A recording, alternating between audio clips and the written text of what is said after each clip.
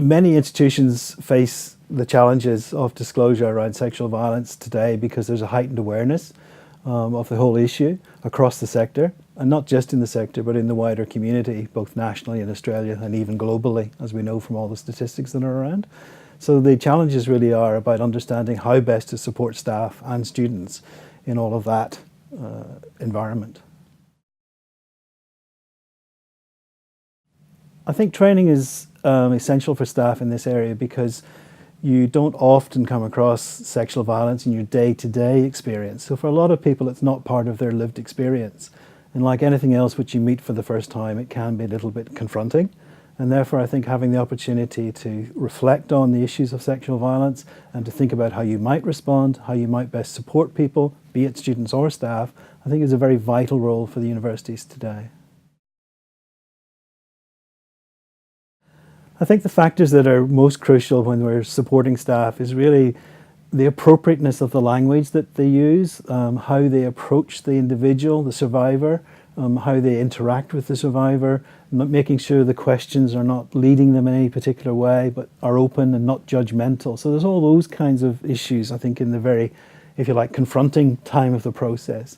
In the wider issue, there's about raising awareness of the policies, the procedures that the institution has to support the staff, and also making everybody aware of where the specialist help is in the institution. Because like myself, I'm not a trained specialist in this area, but as with many other colleagues, it's about then being able to pass on the survivor to the appropriate support mechanisms within the institution.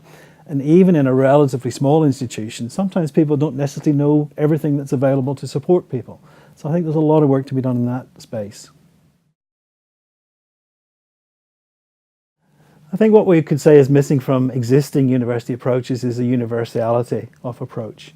And that can be maybe good and bad, in the sense that within Australia, legislation can vary across states, and therefore on top of that you layer university rules and procedures as well. So I think at least aspiring to a universal approach, but recognising local variations would be what's missing.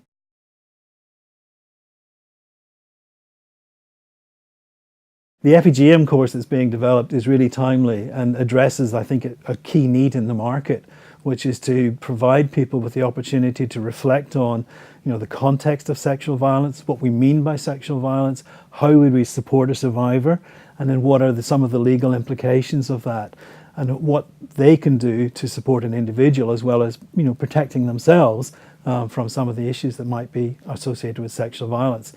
The course itself is really quite nicely developed into the 4 modules. It allows people to work through it at their own pace.